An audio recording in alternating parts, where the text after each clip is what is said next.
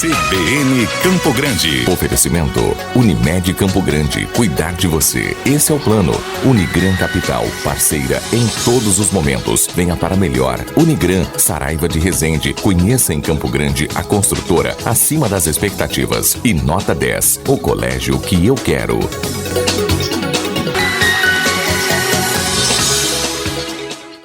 O convidado de hoje é o proprietário do Colégio Status, Lúcio Rodrigues Neto, que vai falar sobre a retomada das aulas presenciais aqui em Campo Grande. Lúcio, muito bom dia, obrigada por atender a CBN Campo Grande e por estar aqui para falar também com os nossos ouvintes. Olá, bom dia a todos os ouvintes. Bom, a gente começa perguntando para o senhor sobre essa volta ao presencial. A gente, agora há pouco, estava conversando com o Lúcio e ele explicou que o Colégio Status já está desde o ano passado, quando a prefeitura permitiu, retornando para esse presencial de forma híbrida e que esse ano a escola pretende continuar com esse ensino híbrido. Lúcio, eu gostaria de saber como é que vocês estão fazendo essa mudança, como é que tem funcionado o presencial no Colégio Status. O ensino presencial, ele é uma opção do pai, né? A família, neste momento de pandemia, ela pode decidir em continuar com remoto ou optar pelo ensino presencial, né? Então, em algumas turmas nós tivemos que dividir as salas, fazer reformas para conseguir atender o distanciamento do decreto, que é 1,5 m entre as crianças. E os alunos que continuam no modelo online, eles recebem via plataforma essas aulas transmitidas de forma gravada ou ao vivo, dependendo da realidade de cada família. Quando fazemos um comparativo entre o cenário antes da pandemia, como funcionava a escola antes da pandemia e durante esse período de pandemia, quais foram as principais mudanças que a escola teve que fazer? Nós tivemos que fazer tantas adaptações físicas, né, na estrutura do prédio, quanto investimentos tecnológicos em equipamentos, em mão de obra especializada, para poder atender essa demanda do híbrido, né? Então, as escolas particulares, de uma forma geral, elas foram bem atingidas pela pandemia, porque houve uma redução da receita e um aumento das despesas por conta tanto do distanciamento de 1,5 m, quanto desses investimentos tecnológicos para transmitir essas aulas ao vivo ou de forma remota. E quando a gente fala da relação aluno-professor, como é que a escola tem trabalhado isso? Nós temos na nossa escola uma grande preocupação com a afetividade, com esse relacionamento aluno-professor. Nossa escola é uma escola que tem uma disciplina de educação socioemocional, né, feito por psicólogos, então a gente sempre tenta que essa relação, né, das habilidades socioemocionais sejam trabalhadas para que a criança que está tanto no remoto quanto no presencial, ela teve um abalo muito grande emocional, porque foi cerceado o direito à educação dela de um dia para a noite, e ela ficou neste momento no híbrido, né? Mas a gente sabe que esse ensino não presencial tira uma das principais questões da escola, que é a socialização. A socialização online, ela não se dá da mesma forma do que a socialização presencial. E quanto menor a criança for, mais importante é esse momento de troca, de convívio social, né? Quando a gente pensa nas habilidades de aprendizagem, né, o aprender a conviver é muito importante. E aprender a conviver online não é da mesma forma de aprender a conviver presencialmente, né? Era exatamente isso que agora eu ia perguntar, esse aprender a conviver. A gente viu nas escolas públicas relatos de alunos que não estavam participando, não estavam interagindo, não estavam entregando as atividades. Vocês sentiram isso de alguma forma no Colégio Status ou isso foi bem controlado nesse período de pandemia? A participação da família é importantíssimo para que isso aconteça, né? Então, muitas crianças, a escola teve que fazer a busca ativa, que a gente diz, né?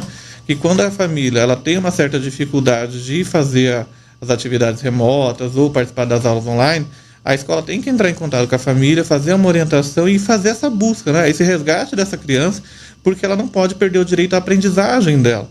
Nós sabemos que a aprendizagem remota ela se dá de uma forma diferente da presencial, mas a gente também não pode deixar de dizer que é uma obrigação da família manter as crianças dentro do ensino, né? O ensino no Brasil ele é obrigatório para crianças a partir de 4 anos, né? As crianças que estão no pré-1 ou nível 3, dependendo da escola, elas têm que sim estar matriculadas e participantes dessas aulas remotas até a gente passar todo esse momento complicado da educação no Brasil.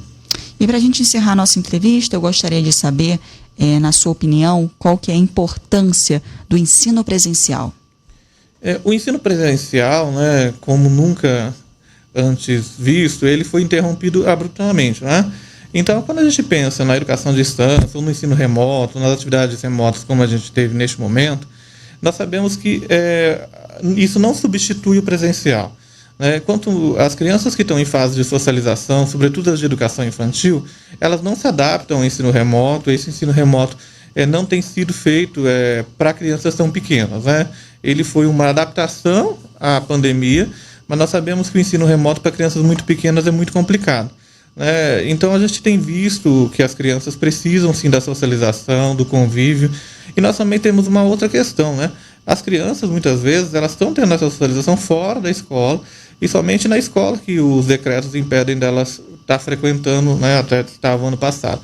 Então a gente precisa sim resgatar toda essa socialização, fazer uma análise de cada criança, como é que ela volta para o ensino presencial, quais traumas ela carrega, como é que a gente vai fazer essa reinserção da família às rotinas, né? Então a atividade presencial ela é extremamente importante, né? Então a gente sabe que a gente tem que respeitar a individualidade de cada família, saber que algumas crianças ainda não se sentem seguras para voltar para a escola, então essas famílias têm que ser respeitadas, mas no momento que for possível para essa criança voltar para a escola, é importantíssimo porque isso vai gerar consequências futuras, né? A gente sabe que a personalidade se forma até os 7 anos, então muitas questões da pandemia essas crianças vão carregar para o resto da vida. Então a gente tem tantas questões emocionais, como eu já disse antes, quanto as questões pedagógicas também, né? A gente tem relatos de outros países de outros traumas, como guerras, furacões, né? Por exemplo, se a gente pegar em Nova Orleans, que teve o furacão Katrina, 1 ano de escolas fechadas, lá porque as escolas foram destruídas, gerou 5 anos de problema de aprendizagem, né? Então a gente também tem que buscar na ciência todas as experiências que nós temos, tanto fora do país, com a própria pandemia, quanto essas experiências de tragédias anteriores, para entender que a educação sim é um serviço essencial, né, e que nós precisamos priorizar sim no nosso país a reabertura de escolas, né? Nós não podemos aceitar ser recordistas mundiais de fechamento de escola, né? A gente sabe que há um risco de contágio em todos os ambientes, inclusive nas escolas, mas com planos de biossegurança bem detalhados e bem elaborados, a gente pode minimizar esse risco para as crianças e pensar que o risco da contaminação neste momento talvez seja menor do que o risco das consequências que nós teremos de longo prazo para essas crianças. Então a gente tem que sempre pensar na hora de mensurar risco, qual que é o maior risco? É o risco da contaminação de crianças que normalmente são assintomáticas ou de sintomas leves, ou as consequências que nós vamos trazer para a vida e para a ciência brasileira, para o buraco profissional que nós estamos gerando em alguns cursos superiores. Então a gente tem que pensar que a educação tem sim que ser prioridade, e a gente tem que discutir sim a reabertura de escolas, né, de forma segura, de forma responsável, mas que não dá mais para ficar mais 1 ano de escola fechada. A gente encerra a nossa entrevista com essa reflexão muito importante que o Lúcio acaba de trazer aqui para a gente em relação ao retorno da escola e a valorização da educação. Lúcio, muito obrigada pela participação. Obrigado a vocês pela oportunidade. CBN Campo Grande. Oferecimento Unimed Campo Grande. Cuidar de você. Esse é o plano. Unigran Capital. Parceira em todos os momentos. Venha para melhor. Unigran, Saraiva de Resende. Conheça em Campo Grande a construtora acima das expectativas. E nota 10. O colégio que eu quero.